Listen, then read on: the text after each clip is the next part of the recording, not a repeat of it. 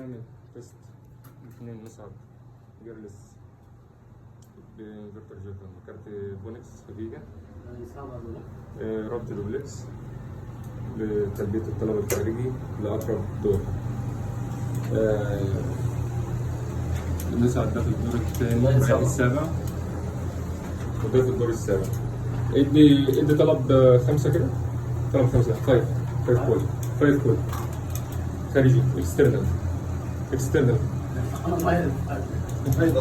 اكسترنال سيرنا لمنت 5 في معاه بريدج 5 ايوه هذا الكل كان موجود.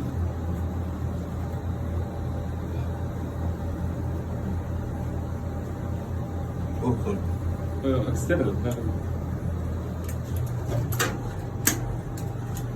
طبعا الاقرب اللي هو اللي هنا هو اللي خد اقرب حركه وده متوسط ده يوصل ده هيوصل الدور اللي هو رقم 4 أو 5 اهو وده في الدور السابع رايح 4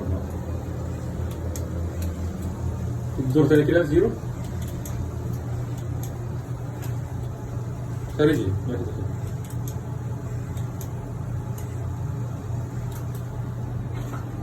طبعا الطلبين يقوموا على الكارتين واللي هينفذ اللي هو الأقرب ده وقف هياخد أمر إيقاف وده اللي اتحرك عشان هيولع عليه فوق.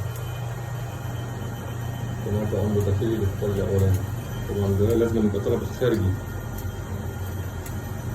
وبعدها ياخد أمر إيقاف والتاني ده مش هيتحرك. ده في الدور كده الزيرو. الدور كام عندك؟